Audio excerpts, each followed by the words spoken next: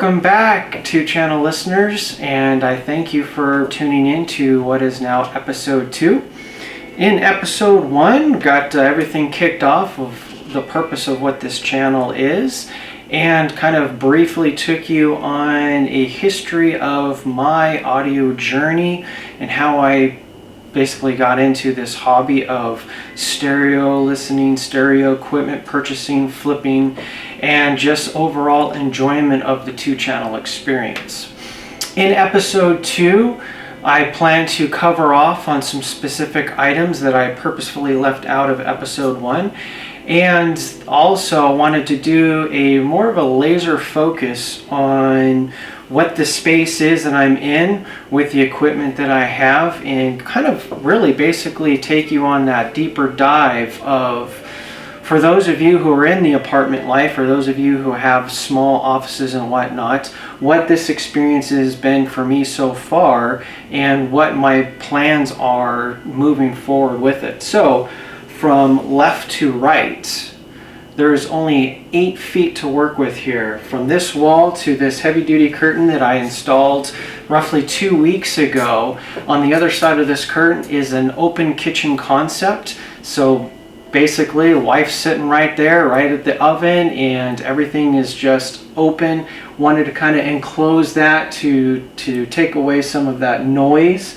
And not just the noise, but visual noise as well. Sitting in my room and looking at, I don't know, some shelving off to the side that has all the condiments and everything else that we keep outside of our little 1x6 pantry in this apartment.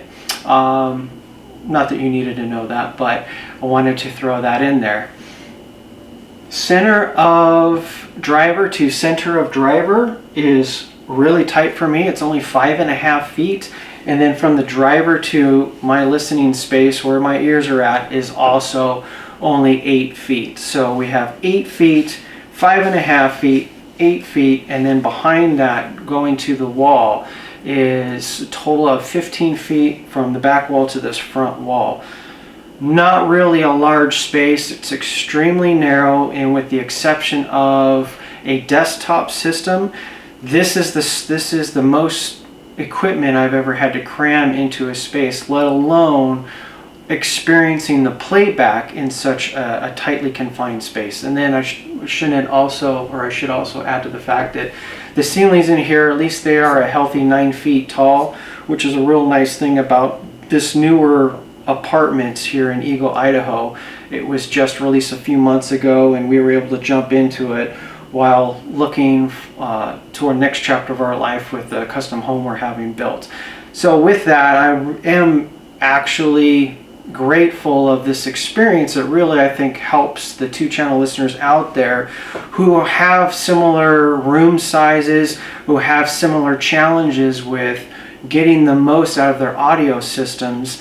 And what better place for me to start from scratch in episode 1, also with a very baseline system, the $598 system that I pieced together. And with that, that's going to bring me to discussing the sound clips that I played for you or made for you in episode 1.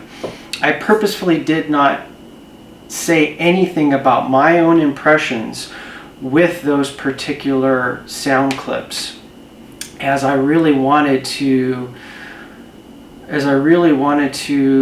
make sure I wasn't planting anything in your minds. I wanted to make sure that I wasn't giving you my own biases at the time frame, so that when you put your headphones on or listen, you're going to go, oh yeah, I understand what he's talking about now, or yeah, that doesn't make any sense to me. So I left that out, and then in this episode 2, I'm going to kind of really do a deep dive on that. And so I repeat that I'm grateful for the experimentation of this really tight room and being able to start with a baseline system for you guys. Episode 1, we spent most of the time with the Aperion Audio Intimus 5B bookshelf speakers. These little guys, they're, I gotta say, for what they are, and again, I paid $150 for them. Quite amazing little bookshelf speakers, and actually the $150 I spent was with the stands. So you want to talk about bargain hunting. wow, that just the stands alone are usually $150 on AudioVisor or AudioGone or etc., etc., etc., wherever you choose to find your components.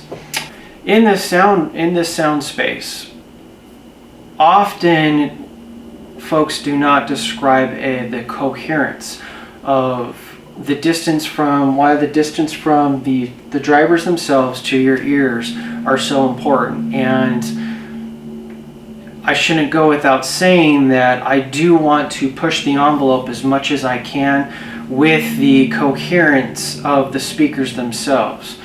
Coherence, what the hell am I talking about? Well, in most cases, most speakers are at least of the 2 driver variety, and the 2 drivers, they generally work in unison. They have a specific sound signature where the crossover is designed to where they work in tandem, and as the energy is coming out of them, there is a single point source that's supposed to reach your ears so that you're not stuck hearing 2 individual drivers, but you're just supposed to hear the music as one coherent source. So that's kind of what I'm speaking of when I say that a coherent speaker, a coherent sound. In one of the prior homes that I lived in, had a very large open room, very tall ceilings, 14-foot tall ceilings, and it was a 19 by 23 foot room. In that room I was able to easily get away with some very large vintage speakers. One I would love to talk about very briefly, which is the JBL L250 Ti's.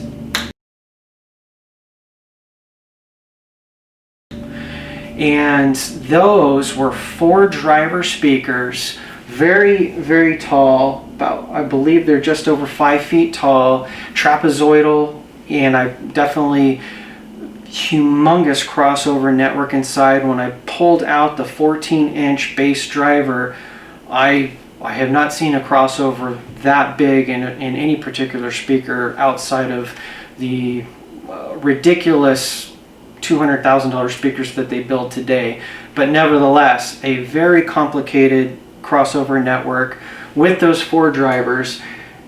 Those 4 drivers spread across 5.5 feet. As you can imagine, it needs a lot of space to where they would work in unison to the listener's location. So for me, I was 13 feet back in that system, and that worked really good. So all those drivers working in unison at about 13 feet in a very, very coherent sound stage. If I moved forward, say less than 10 feet to the JBLs, at that point I absolutely could hear differentiation in the drivers. And if I moved my body up and down, again, I would hear a different sound signature from the 14-inch woofers all the way up to the titanium tweeter. The mid-range is in the middle, and so basically you're hearing those individual drivers, and that's just it's not how music's intended to be listened to. It definitely makes for a sloppy presentation if the frequencies are being separated to that level. So big speakers generally need big rooms to work in unison, and then you have to be very specific with the distance of your ears to these speakers. So in this room with only 8 feet to work with, it's going to be very interesting how big of a speaker can I fit in this particular room. And that would lead me to single source or single driver speakers, or another description for it would be full range speakers with a single driver. The single driver examples would be, say, vintage Tannoy or the more modern Omega speakers. Source, they take a truncated signal. Truncated as in with the full range, you're going to have to cut some of the top out, you're going to have to cut some of the bottom out for one single driver.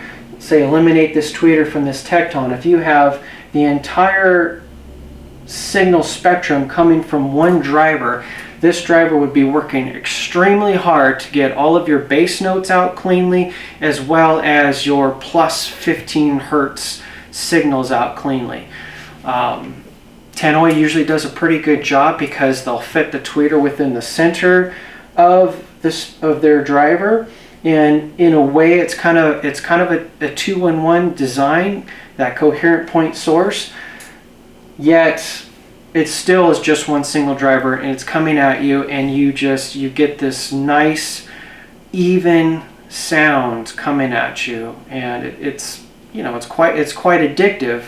And definitely there are folks out there that would prefer that to the multi-driver systems. So for me, I would call this part 2 of episode number 2, and that's going back to the deep dive that I want to share with you of last week's episode, and reviewing those sound clips with you guys. But, well, I know what you're all thinking. You're thinking, this boy's wearing cowboy boots with some cat taco button-up shirt. This gentleman here, he's quite sophisticated, or maybe even dangerous. You just never know what you're going to get when you're dealing with an audio nut. Can I get an amen on that, brothers and sisters? Thank you very much. So, the Aperion Audio Intimus 5B bookshelf speakers. My impressions, playing the audio clips back for you guys. The first system being the Onkyo, only 20 watts per channel, and that was a little $160 integrated. That total system I pieced together for $598, and I would say that for an apartment sound system, I would be hard pressed. I would definitely say that good enough comes to mind. And this is a guy who's had over 120 pieces of audio gear in my 9 years in this hobby. Quite surprised at the sound quality that I experienced within this space with the Aperion Audio and the Onkyo 20 watt integrated sound system. So much so that my wife and I, we watched the movie Forrest Gump with my daughter. It was the first time she's ever seen that movie. And not only was it an incredible flashback, but the cinematography and how well they did with that film came through, in particular the Vietnam scene with Tom Hanks. So I had this thing cranked up pretty loud with the Onkyo, and when the helicopters came thundering through, we both were actually quite shocked at how much the soundstage and the peaks came blasting at us. And then when the gunfight scene with the machine guns and him running back and forth, I actually had to get up and turn it down, which really took us both by surprise. We looked at each other and was just like, wow, that little system is putting out that big of a sound wall, and the cracks and the snaps, the pops and the fizzles, the thundering engine noise from the helicopters. Really freaking impressed. And that's why I'm saying that the value of piecing together a used system for $598 in this small of a space, you just have to sit there and you go, hey, you know what? This is really good. As a beginner, as somebody starting out, I could live with this for a long time, especially in such a small space, because the more money you spend or the bigger you try to get, you're going to introduce new variables that could have their own shortfalls, which that leads me to system number 2. So system number 2 created a sidebar scenario for me. The sidebar scenario is the fact that with the Unison P integrated, the hybrid integrated down here at 80 watts per channel, I turned Melody Gardot on, let the clip fly, I was sitting in the back of the room with the camera, and then I would do a sound check just to make sure all the clips were as equally voiced as I could, get the volume as equalized as best as possible.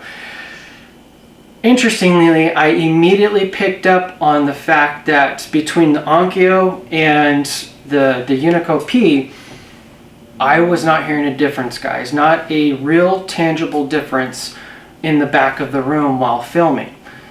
That made me think, okay, that's interesting. Let me get my headphones out, put the clip into the laptop. I have Hi-Fi Man Edition S headphones, $250 headphones.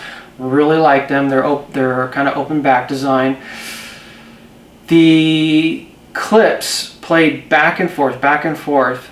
I really, truly did not hear a $1,000 difference. So that second sound system with the Unico P in there was $1,630. Again, that's all in, cables, everything counted for, including even the $13 or $14 a month I spend on Spotify.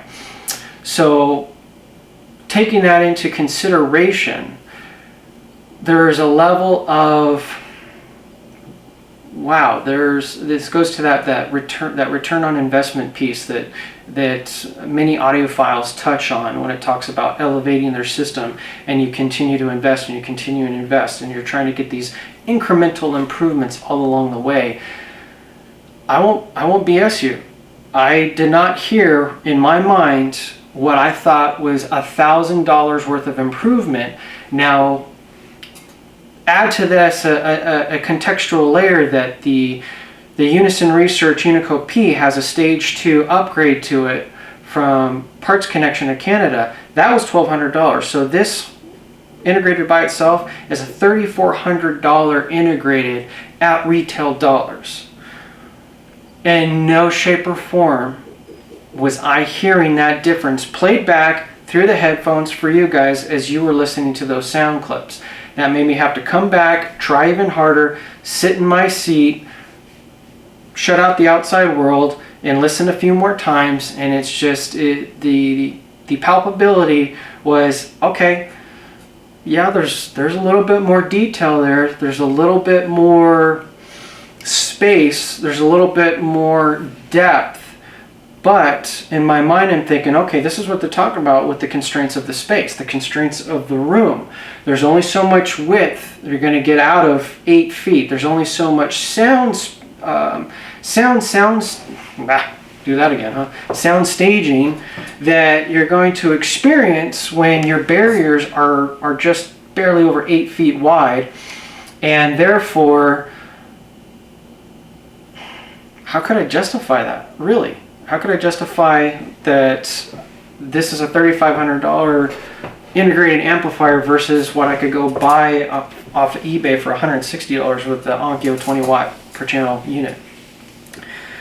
Going back to that, as far as the sound goes, look, there's no doubt that 20 watts versus 80 watts, especially the quality of 80 watts in here, you have to sit there and be fair and objective. I only needed to bring the volume level up to the 4th little hash mark that's on the volume knob here. Of this volume knob, there's 11 hash marks. Interestingly enough, I do wonder if the designers at Unison Research were fans of Spinal Tap. So the Onkyo was played at near its peak volume.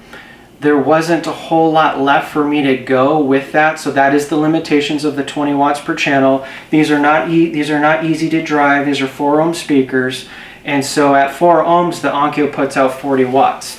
The integrated here will put out well over 120 watts at 4 ohms, so you know, I could blast my ears out in this space. I could really piss off the neighbors that are below me.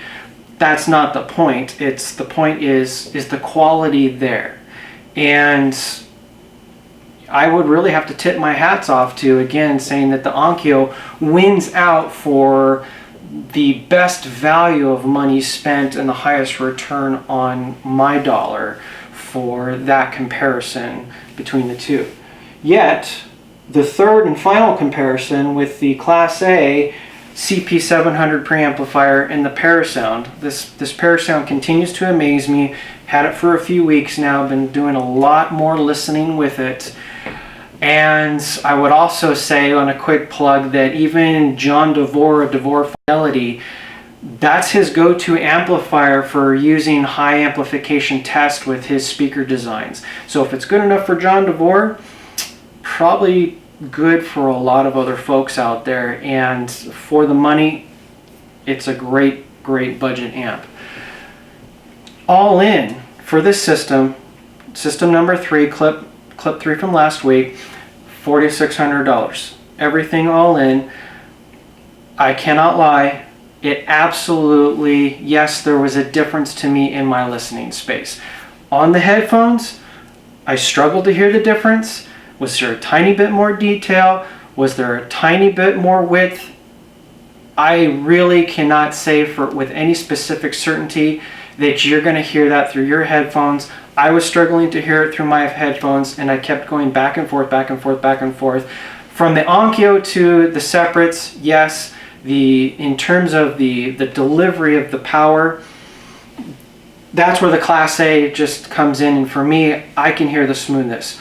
In live time, sitting in my space, that silky smoothness of Class A sound, I'm a fan. I'm an absolute fan of that.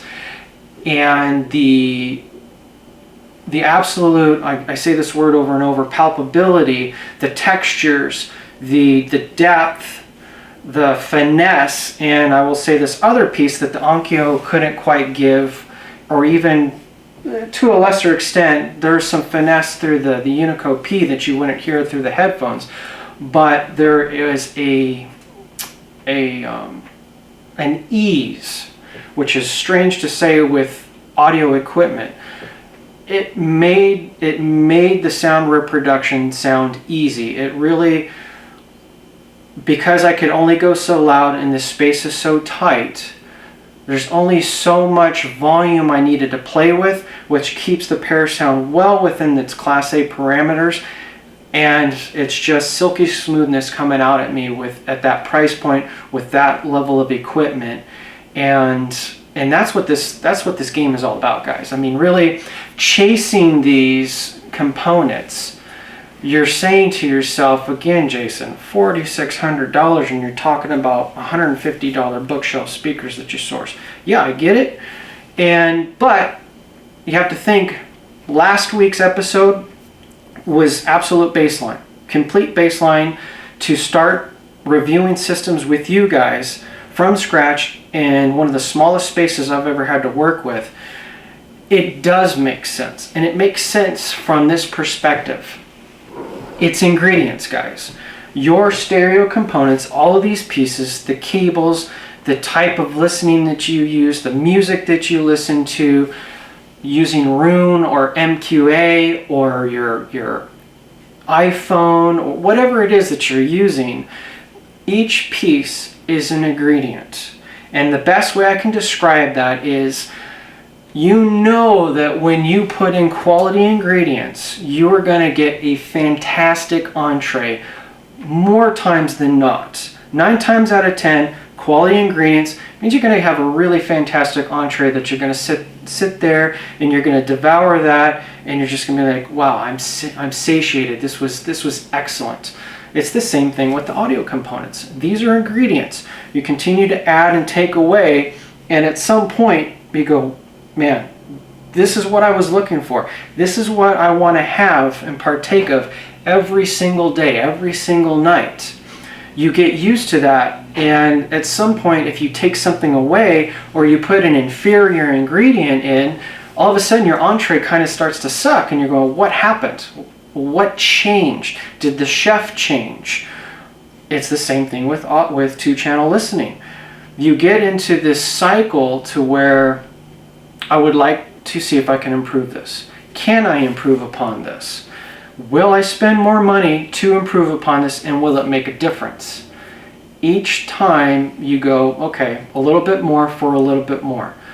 A lot more for maybe not so much more. That's the return on investment. That's when you get that, what they call the diminishing returns. And if I can at least show you what some of that looks like, I will say that while I wasn't impressed with the jump from $1,000 to the Unico P integrated research, I was I have to say, because I had the money and I could spend it, it makes sense to me to listen to a ridiculously expensive separate amplifier, separate preamplifier, much more expensive cabling added to the mix with $150 speakers, because I have an excellent baseline of what this room sounds like, what budget speaker sounds like. So every iteration from here on up, I expect to hear those differences. I expect to be able to tell the differences, and hopefully I can articulate those differences to you with some of this, also through some of the sound clips that I play for you guys. So I did not talk about yet these little bad boys right here that have been baking since I got them yesterday. Little red lights going on, nice and warm. I'm gonna keep these things simmering for you guys for next week, as well as the Tecton lures. Lots of videos, lots of reviews on the Tecton lures out there. I'm not going to be reproducing anything new for some of you who are familiar with those speakers. Yet, what I will be able to do for you is I'll have 4 different systems to play through these speakers, and going from the Empyrean Audio to these much larger box speakers with a 10-inch driver, it's going to be fun. It's going to be a lot of fun. I've already started listening to them the last couple of days, having taken the Empyrean Audios out, and it's a blast just piecing everything together, going, okay, I hear this difference, I hear that difference, this is missing, that's missing.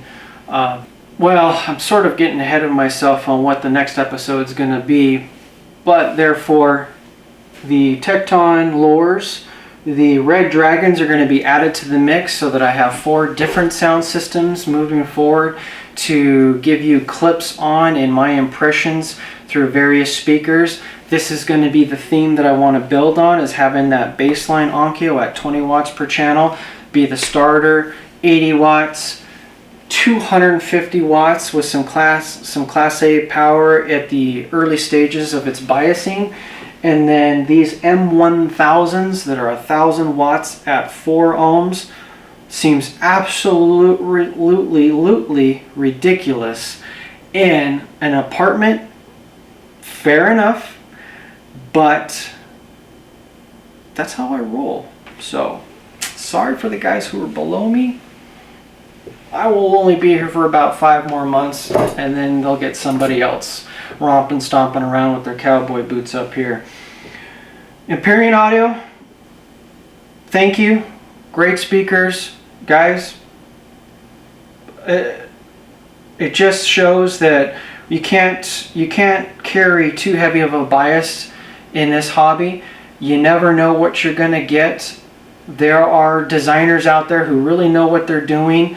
They can really make some quality products if they plan it out well, and you definitely cut out the middleman like they do. And then there are some big box products out there that are mass produced, not well thought out of, me too, and they're gonna leave you, I won't say high and dry, but let's just call it hollow. They'll leave you hollow.